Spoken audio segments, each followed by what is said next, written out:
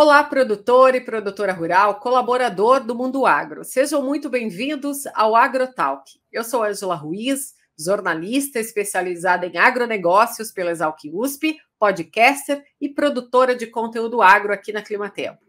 A sustentabilidade no agronegócio consiste na adoção de ações que busquem unir o trabalho realizado com ferramentas e medidas sustentáveis, ou seja, simplificando, reduzindo os impactos ao meio ambiente. Esse conceito quer reduzir processos agressivos de cultivo que acarretem consequências negativas, como desmatamento, poluição na atmosfera, a poluição do solo, da água, a diminuição da biodiversidade, além da geração excessiva de resíduos. Para um trabalho voltado para a preservação e cuidado do meio ambiente, a sustentabilidade no agronegócio precisa ser implementada com um princípio básico. E se você acha que o investimento em práticas sustentáveis pode ser custoso, saiba que eles podem gerar, além de preservação, economia para você, produtor rural. No episódio de hoje, nós vamos falar um pouco, então, sobre sustentabilidade no agronegócio. Nosso convidado é Álvaro Vasconcelos Araújo de Ávila, meteorologista e analista de sustentabilidade aqui na Climatempo. Ele é formado na Universidade Federal de Pelotas, como eu disse, mestre em meteorologia, faz doutorado no Instituto Nacional de Pesquisas Espaciais e trabalha com balanço de água, energia e carbono relacionado às mudanças do uso do solo em projetos de REDD+. Álvaro, seja bem-vindo aqui ao AgroTalk. Oi, Ângela. Olá, pessoal. Tudo bem? Muito obrigado, pelo convite, por poder participar aqui do AgroTalk. E eu espero hoje poder contribuir com vocês aí com essas questões todas de sustentabilidade que estão em voga, hoje em dia. Álvaro, para a gente começar o nosso bate-papo, a gente esquentar aqui esse tema de sustentabilidade no agro, a gente sabe que o agronegócio está caminhando agora para a melhoria das práticas de sustentabilidade, que vão englobar aí ações de preservação ambiental nas atividades agrícolas e também a implantação de novas tecnologias, de metodologias sustentáveis nessas atividades do campo. Então, nesse contexto, a sustentabilidade no setor agrícola, ela tem como objetivo produzir alimento de boa qualidade, proteger a biodiversidade, fazer uso até de adubos naturais. Você concorda que a sustentabilidade no agronegócio hoje em dia é mais, do que um diferencial competitivo? Ela é um requisito de mercado, uma vez que cada vez mais países regulamentam e aumentam a sua fiscalização de práticas de sustentabilidade na compra desses produtos agrícolas? Nossa, eu concordo 100%. Eu acho assim, a gente vê mudanças, mudanças do próprio consumidor, quando a gente fala do consumidor que compra o produto do pequeno produtor, aquele consumidor que está sempre buscando produtos mais orgânicos, produtos mais sustentáveis em termos de trabalho, e ao mesmo tempo a gente vê uma pressão muito forte do mercado europeu no grande produtor em termos de exportação. Atualmente a gente já vê a Europa sancionando leis para receber esse produto cada vez mais sustentável.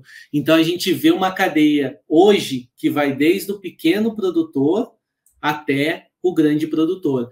E isso, com certeza, passa por toda a prática de sustentabilidade de meio ambiente e social também, em termos de trabalho daqueles produtores que estão ali no campo. Então, com certeza, eu acho que é uma demanda que não só está crescendo, mas que com certeza vai crescer muito nos próximos anos. Bacana. Vamos introduzir aqui para o nosso produtor rural, nosso ouvinte do podcast AgroTalk, falar um pouquinho do que é essa agricultura sustentável. Então, quando a gente fala de agricultura, primeiramente, quando a gente fala de sustentabilidade, eu acho que isso a gente tem que deixar muito claro. Quando a gente fala de sustentabilidade, a gente pensa de cara em meio ambiente. E, de fato, sustentabilidade está ligada com o meio ambiente claramente, porque é basicamente você deixar para as próximas gerações com que elas consigam produzir seu próprio alimento e não escasse esse alimento, assim, de maneira bem geral, né? Mas a gente tem que olhar também por uma questão sustentável social, ou seja, sustentabilidade social em termos de qualidade de trabalho, em termos de igualdade de trabalho, igualdade de gênero, né, no trabalho. Isso a gente está trazendo algo voltado para a sustentabilidade social, não necessariamente ambiental, e a nível de grandes corporações, sustentabilidade em termos de governança, né? O que aquela empresa faz ou divulga em termos das suas atividades. Para o agricultor, a gente, obviamente, tem que focar, né, em meio ambiente. E a gente, para focar em meio ambiente, a gente tem que pensar em qualidade da produção, ou seja, o produto ele tem que ser produzido, obviamente, ele tem que ser produzido porque a gente demanda do produto, mas, ao mesmo tempo, ele tem que ser produzido de uma maneira que não agrida o meio. E, hoje em dia, a gente vê que existem diversas maneiras de você mudar um pouquinho a forma de produção tradicional para que ela produza e, ainda assim, não agrida o meio ambiente, né? Ou seja, né, a agricultura sustentável ela pode ser considerada como aquela que respeita o meio ambiente, as questões sociais, além de ser economicamente viável, né? Exatamente. E essa relação entre agronegócio e sustentabilidade é o tema central hoje, que tudo se comenta dentro desse setor que mais cresce pelo Brasil, né? A gente vê aí muitos profissionais da área, agricultores, agrônomos, pesquisadores que têm procurado cada vez mais esses processos de produção agrícola, que elas possam se unir de uma forma como um pilar que vai nortear essa sustentabilidade. Então, essa relação entre agronegócio e sustentabilidade, elas vão andar juntas. Vão, sem dúvida. E hoje em dia a gente já tem bastante incentivo para isso, né? Incentivo econômico. Mas, com certeza, é uma tendência do futuro esses dois pilares não se separarem, né? De maneira alguma. Sim.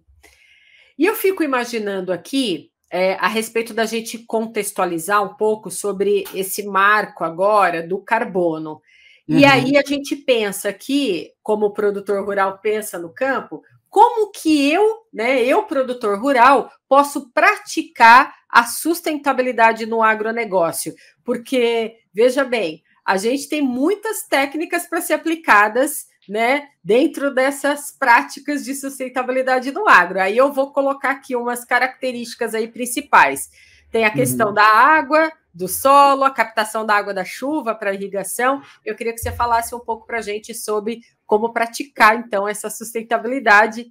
Então, isso é uma pergunta muito interessante, porque às vezes a gente não vê de cara como aplicar sustentabilidade no agronegócio, principalmente quem é pequeno produtor. E hoje em dia a gente já tem diversos projetos registrados fora do Brasil, né, que fomentam financeiramente, por meio do crédito de carbono, a troca de práticas e manejo agrícola. Então, vou citar aqui alguns exemplos de como essas trocas são feitas e como isso pode beneficiar financeiramente o produtor. O arroz, hoje, ele é uma das culturas que mais absorve carbono da atmosfera, mas quando você vai colher, ele emite muito metano. É comum na prática do arroz. Alguns projetos fomentam você trocar a irrigação permanente do arroz para irrigação intermitente. Isso vai fazer com que o arroz emita menos metano. E, consequentemente, o produtor ele consegue ter um ganho de carbono que fica estocado no solo por conta da não emissão. Isso, da não emissão. Isso, da não emissão. Então, isso é fomentado, ou seja, o produtor ele vai ganhar o crédito de carbono para ele poder, obviamente, custear toda essa troca de manejo.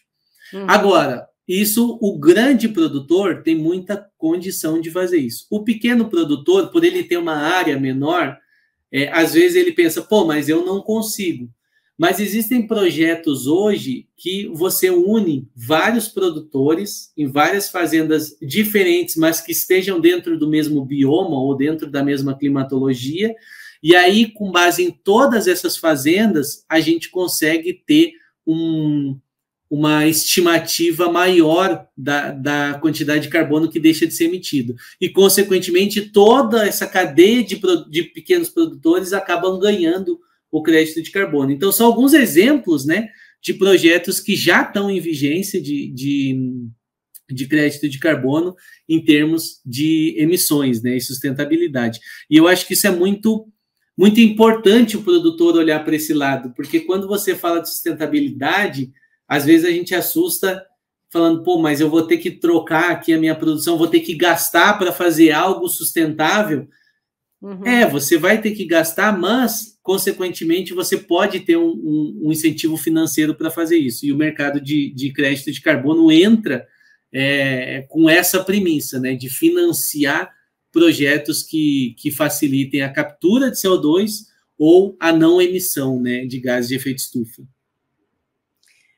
E a respeito de sustentabilidade estratégica, né? Muito além dessas práticas operacionais que a gente começa a observar essa movimentação no campo, a sustentabilidade ela deve ser vista de um ponto de vista bastante estratégico, né? Trazer aí para o centro dessa estratégia aspectos relacionados agora a ESG, né? De sustentabilidade. Explica um pouco para a gente a respeito desses aspectos de ESG. Então, sustentabilidade estratégica é um tema muito difícil de falar, né? Porque engloba muita coisa. Quando a gente fala em ESG, a gente está falando em pilar ambiental, social e de governança. Uhum. No pilar ambiental, a gente tem que entender que existem, para todos os pilares, mas existem leis ambientais, ou seja, a minha empresa, ela se preocupa com as leis? Pô, beleza, minha empresa se preocupa.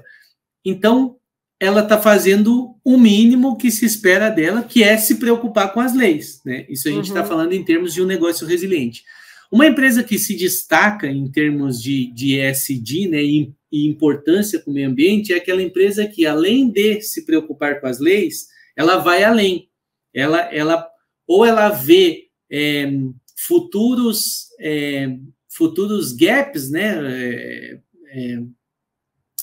Buracos a tradução de gap, né? Buracos no futuro para ela poder se antecipar a possíveis leis e aí ter um maior cuidado com o meio ambiente.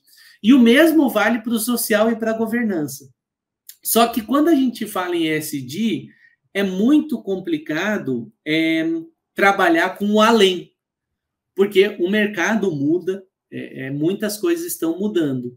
Mas, hoje em dia, as empresas têm comitês de sustentabilidade que buscam olhar não só para o obrigatório, mas sim para o futuro, né? E todas as mudanças. E essas mudanças entram no que a gente comentou anteriormente, que é uma pressão muito forte do mercado para a mudança. Não só do pequeno consumidor, mas do consumidor grande, né? Dos fundos de investimento. Até semana passada, a gente estava comentando a respeito de um fundo de investimento gigantesco dos Estados Unidos que acabou informando que não vai mais investir em empresas que não se preocupam com ESG, né? Então, eu acho que isso é uma tendência muito grande do mercado. Mas, claro, é muito difícil fazer ESG da forma correta, digamos assim, porque é muito fácil falar que faz ESG, né? Acho que a grande dificuldade é você olhar para todas as mudanças e as nuances do mercado e aí conseguir ter uma atenção especial nos temas ambientais, nos temas sociais e nos temas de governança. Mas eu acredito que a gente está caminhando para um cenário onde as empresas estão olhando com muito mais atenção para esse lado, né? Não, com certeza. E quando a gente olha para os produtores rurais, os agricultores, os agrônomos que acompanham esses produtores dentro do campo, e também os pesquisadores que estão dentro das universidades, que dão assistência técnica também para esses processos de produção agrícola no campo, junto com o produtor, ele começa a trabalhar junto com esse produtor e nortear ele num caminho de produção agrícola sustentável que vai assegurar para ele um bom nível de produtividade agrícola e lucro, é claro, para o produtor rural. E aí cai naquilo que você contou para a gente agora há pouco.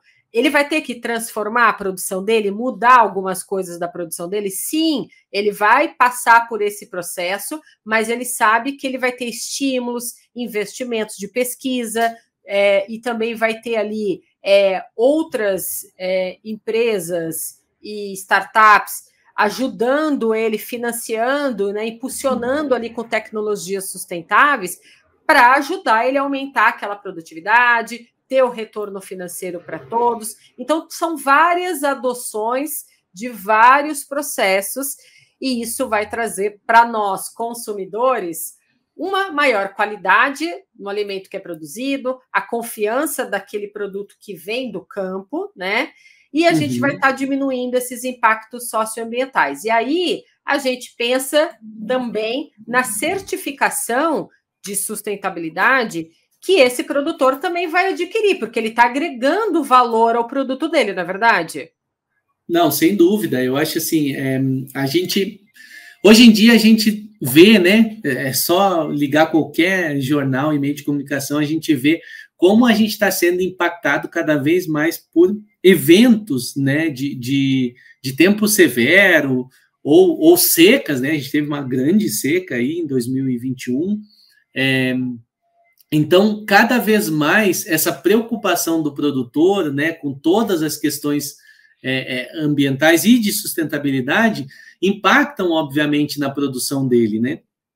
Então, a gente consegue ter uma noção em larga escala de que a preocupação com as questões ambientais, ela vai além. E aí, dentro do ESG, isso é muito interessante, porque você se preocupar com ESG, se preocupar com sustentabilidade, é você ter um negócio mais resiliente, é você ter um negócio que ele vai conseguir sobreviver, digamos assim, né, às mudanças do clima, né? Aqui a gente falando em termos de clima, né? Eu ia chegar nesse ponto, nessa questão, né, do clima. Como que a gente associa hoje a questão das mudanças climáticas, desses impactos, à questão hoje da sustentabilidade dentro do agronegócio? Qual é o ponto aí onde a gente chega nessa mudança climática? A grande chave que eu vejo, até nos projetos que a gente tem dentro da Climatempo, né, assim, no tratamento do assunto mudanças climáticas, eu vejo que o primeiro de tudo, a gente tem que entender o meio que a gente está, né? Ou seja, a gente tem que entender como a chuva tá mudando com o passar dos anos, né? E como, e não só a chuva, assim, todas as questões ambientais, né? Como que aquilo está se comportando no passado, né? Ela está mudando essa chuva, direção do vento, enfim, N variáveis que a gente pode estudar. E a partir daí, projetar isso para um futuro. Ou seja, no meu cenário de mudanças climáticas, de aumento de 1,5 grau de temperatura, que é o que se fala muito, né, hoje em dia nos meios de comunicação, o que isso impacta o meu negócio no interior do Rio Grande do Sul, no interior do Mato Grosso? O que um evento, um fenômeno de Laninha mudando para El Ninho impacta no meu negócio? Isso a gente já sabe. A gente sabe que o El Ninho impacta na região sul, na região sudeste. Mas, com o aumento gradual da temperatura, como que esse fenômeno vai se comportar e como vai impactar no futuro? Eu acho que o produtor que está atento a essas mudanças, ele, consequentemente, está construindo um negócio mais resiliente, mais rico e mais sustentável em termos das suas mudanças de prática para se adaptar a essas mudanças futuras que, com certeza, a gente vai ver, né? Sim, e aí a gente lembra aqui dos acordos climáticos mais importantes também, né, Álvaro? A gente tem Aham. documentos, né, estabelecidos com as metas para cada país para reduzir as emissões, né? A gente está aí também próximo à COP27, que vai trazer também muito dessas questões, não é verdade? Os acordos, né? A gente tem diversos acordos com o passar do tempo, e a COP vai trazer muito isso, né? A COP foi fundada numa união de países, né? E o Brasil, ele tem suas metas de emissões, né? E isso, a nível governamental, o Brasil tem as metas focadas em redução das emissões, seja por meio do desmatamento, ou por meio da parte de energia, né? Que a gente vê que está sendo muito fomentada, a energia está crescendo muito no Brasil. Mas a máquina brasileira, ela agora passa a olhar com mais cuidado para o agro, justamente por conta dos projetos de crédito de carbono.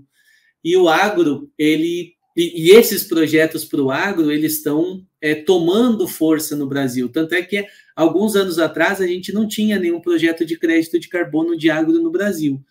E hoje em dia, a gente já começa a ter muitos créditos para o Brasil, muitos projetos, perdão, para o Brasil, e muitas empresas, né, focada em crédito de carbono. Hoje em dia a gente vê diversas empresas focadas em crédito de carbono. Então eu acho que o agro, os acordos ao longo dos anos acabaram facilitando ou fomentando essa mudança do agro. E eu acho que essa mudança, ela realmente ela necessita de um olhar especial, né?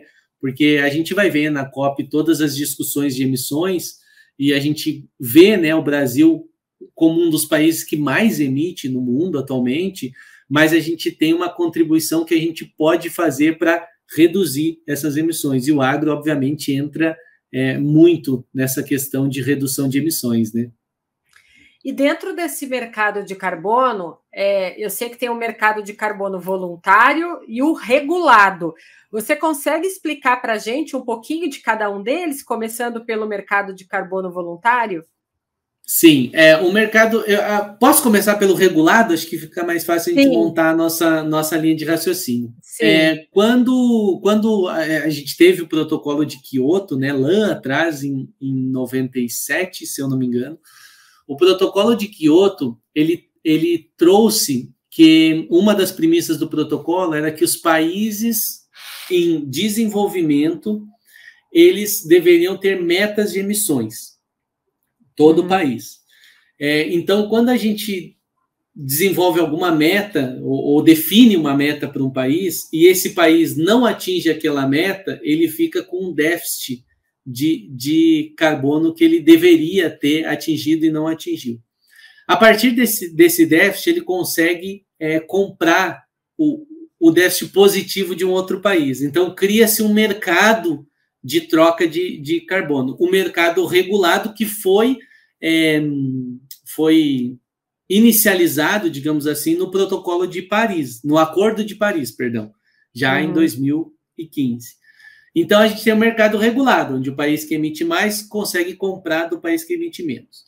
Mas o ESG, que a gente comentou há um tempinho atrás, ele já vem desde 1970, desde do acidente de Chernobyl, depois, então as empresas já começaram a olhar mais atentamente para as questões ambientais.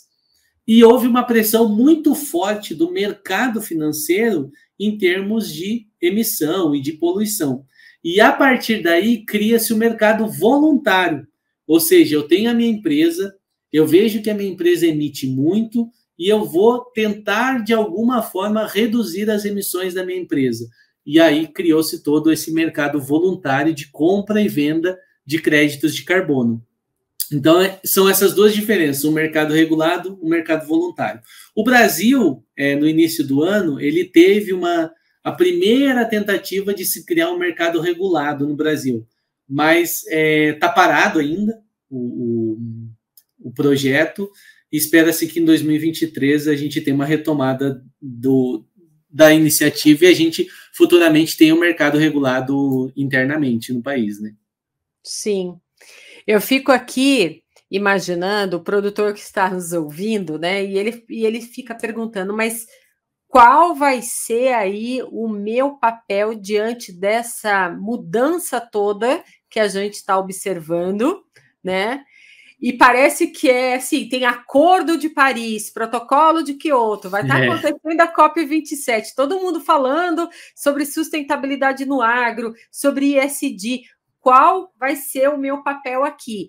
E vai ser um papel muito importante, porque, na verdade, a gente é o começo de tudo, na verdade, é a ponta de tudo, começa tudo ali pelo produtor rural, não é verdade?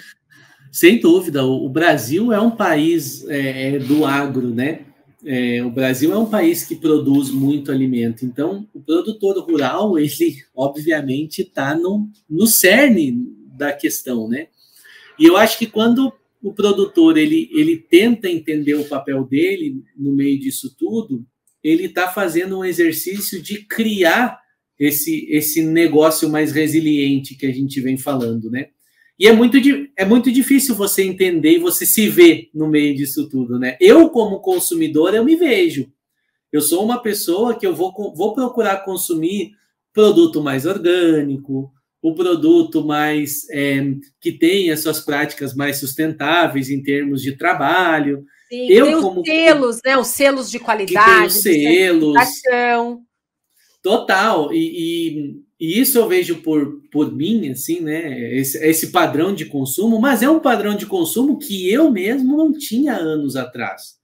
E isso é muito engraçado, a gente até comenta aqui em casa que hoje em dia a gente dá muito mais atenção, né? Para esses selos, seja na questão de aviária, né? Hoje em dia você tem diversas empresas que produzem ovos mais sustentáveis. Então a gente tem um olhar para isso que há 10 anos a gente não tinha, né? Imagina. Então, o produtor, quando ele tenta se imaginar nessa cadeia, ele está fazendo um exercício fundamental. A partir do momento que ele tenta se imaginar nessa cadeia, vamos lá, aí volta a questão do manejo das práticas sustentáveis dentro da sua área. O Brasil ele tem fomentado muitos projetos de REDD, que o REDD é a redução do desmatamento e da degradação, redução das emissões provenientes do desmatamento e da degradação. O Brasil tem muitos projetos de REDD, de crédito de carbono. Hoje em dia, além dos projetos do agro, que é o ALM, né, do inglês Agricultural Land Management, ou seja, o manejo da terra do agro, que é aquilo que eu comentei do arroz, né, quando você muda um pouco a sua prática, você evita que tenha emissão, mas também hoje tem muitos projetos de AR, que é o reflorestamento, ou seja, eu tenho uma área degradada e eu vou reflorestar essa área e, consequentemente, eu vou ganhar os créditos pelo reflorestamento da minha área. Pode ser uma área isolada, pode ser um conjunto de áreas, assim como os projetos do arroz. O produtor que se imagina nessa cadeia e se vê nessa cadeia, ele com certeza está uns passos à frente em todo esse processo de financiamento de crédito. E aí é uma grande questão, né? A gente, além de se ver na cadeia, a gente tem que pensar como mudar, né? Como eu posso fazer para que a minha área produza? Pô, se eu sou um grande produtor, eu posso ir atrás de uma empresa e de uma empresa de crédito de carbono que vai dar todos os passos, né? E ver o que é possível fazer. Se eu sou um pequeno produtor, eu posso me unir com os outros pequenos produtores e tentar ver qual que é a melhor forma da gente trabalhar com isso. E eu acho que é um mercado que é rentável no Brasil agora e com certeza vai perdurar por bastante tempo. Sim. E aí a gente entra num ponto muito importante aqui, porque a Climatempo trabalha com dados meteorológicos, né? E esses dados trazem aí dados relacionados a volume de chuva, quantidade de umidade de água, né, que entrou no solo, a gente tem aí a porcentagem de umidade do solo, a gente também tem a questão de dados de temperatura. Então, todos esses dados, eu imagino que esses projetos que você está junto, coordenando aqui dentro da Climatempo, relacionado a mudanças desse uso desse solo em projetos de rede, também levam aí a questão desses dados meteorológicos, que uma coisa caminha junto com a outra. Então, é importante que a gente deixe claro aqui que a gente está aqui num papel também de auxiliar essas empresas, os produtores rurais, com relação a esses dados que vão compor aí, né, um projeto que ele pode estabelecer junto com um agrônomo, junto com uma outra também startup, para fazer a melhoria ali do processo de produção no campo. Então, é nesse ponto aí que a gente entra, na verdade? Sem dúvida. A Climatempo, com toda a expertise dela, né, e com toda com todo o amparato que ela tem, né, com certeza ela é uma empresa adequada demais a atender o produtor e essas necessidades. E isso entra muito no que a gente falou de conhecer a sua região, né? Conhecer como o microclima da região. O microclima da região e como esse microclima está se alterando, né?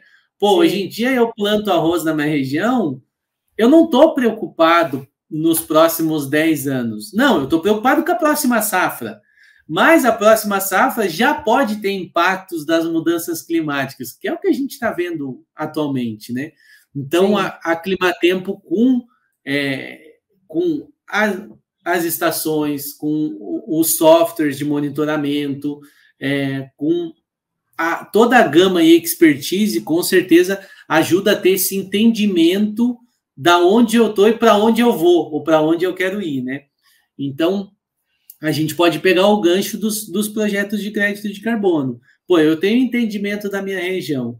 Como que eu vou conseguir fazer ou ter um projeto de crédito de carbono aqui na minha região? A primeira coisa que se faz nos projetos de carbono é traçar o que chama-se de linha de base. Ou seja, como que é o estoque de carbono no solo nos últimos 5, 6 anos, né? Pode ser menos, pode ser mais. Então, a primeira coisa é você ter esse entendimento, para daí, então, ver quais as trocas de manejo vão ser mais... vão sequestrar mais carbono. Então, com certeza, a Climatempo, como essa grande organização de dados, né? Dados, modelagem, entendimento do clima e do tempo atual, né? Tem muito a contribuir nesse processo todo. Sim. Aqui no podcast Agrotalk eu falo durante muitas entrevistas, né, de convidados que a gente traz aqui, que as mudanças climáticas, elas estão em curso, né? E vão se tornar cada vez mais difíceis na questão aí de produzir alimento a custo acessível e numa quantidade suficiente para atender a demanda, né? Porque se a gente for pensar que alimentar 10 bilhões de pessoas que vão habitar o planeta Terra em 2050, isso é um desafio assim monumental para o produtor rural de hoje. E esse produtor rural de hoje também está trabalhando para que os jovens sucessores, os filhos desses produtores rurais, vão suceder esse produtor rural até chegar a 2050, né? Então ele tem que se preparar para essa mudança toda. E apenas a ciência que vai resolver essa inequação que a gente vê aí, né, acontecendo. Então, realmente, a gente precisa traçar aí, junto com a Climatempo, os produtores rurais, a influência do clima, né, nesses projetos todos que vocês hoje estão trabalhando dentro da Climatempo, auxiliando não só produtores rurais, mas também agrônomos, outras empresas que estão buscando também essa transição, né, do sustentável dentro do agronegócio, buscando esse crescimento, as vantagens, né, também de escolher aí a melhor cultivar para levar no campo que resista a essas condições climáticas, né? Sem dúvida. E a grande questão é que eu acho que o produtor rural, ele a gente vê, né, em conversas, assim, que ele está cansado de passar trabalho, digamos assim, né? Porque, poxa, ele produz, aí chega no outro ano, uma seca, acaba com toda a produção dele. Então, você ter um entendimento dessas mudanças é fundamental. E eu acho que é difícil você mudar essa consciência, né? Porque, poxa, eu planto assim há tantos anos e é sempre assim, mas a gente está vivendo num momento onde o clima está mudando, onde Sim. grandes processos estão acontecendo e estão impactando a microescala e em escalas mais regionais. Então, ter esse entendimento de que um grande processo está acontecendo e você está à frente, né? E aí a gente volta no negócio de ter o seu negócio mais resiliente, é você estar à frente e antever tais problemáticas, né?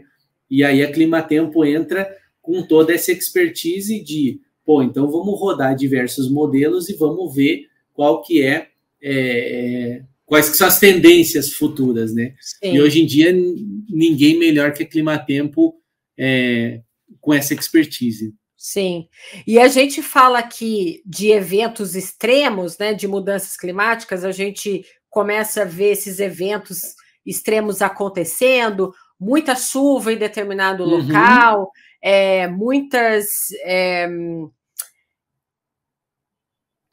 chuvas acontecendo e trazendo aí até para os grandes centros, né? A gente vê muita coisa ruim acontecendo, mas a gente tem que lembrar também que sol em excesso também sem dúvida, uma questão de mudança climática, porque veja bem, as medições das atividades de fotossíntese, elas são tradicionalmente feitas em condições de plena luz do campo, certo? Precisa ter luminosidade.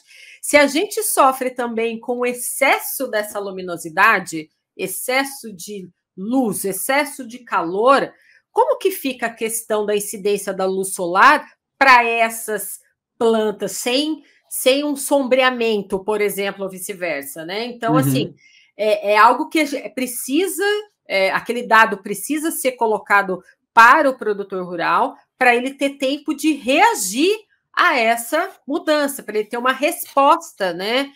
Como que ele vai diminuir, né? E vai mitigar isso dentro do campo. Então, não é só chuva que a gente tem que pensar, a gente precisa pensar em sol, em excesso, ou até também o contrário, luz baixa, né? E esses dados meteorológicos também entram aí, tem essa influência do clima aí para esses trabalhos no campo. As diferenças dessas condições climáticas podem até explicar por que houve um maior incremento ou não numa produção de soja, por exemplo, né? No meu mestrado, a gente trabalhava eu trabalhei com radiação solar e modelagem na radiação solar. Então, você via, obviamente, né, que quando você tem muita nuvem, né, hoje em São Paulo está um dia com bastante nebulosidade, a radiação não chega. Ela vai chegar difusa, que a gente chama, né, que é essa que a gente consegue ver, mas o raio solar direto não chega. Mas as mudanças climáticas não mudam a quantidade de radiação solar, não mudam, mas vai mudar a nebulosidade. Sim. Então, se hoje na minha região é uma região onde o inverno é bastante nebuloso, eu tenho um padrão, com as mudanças climáticas, talvez na sua região, daqui a alguns anos, esse padrão mude, você não tenha mais tanta nebulosidade, e, consequentemente, vai ter mais raio solar, né?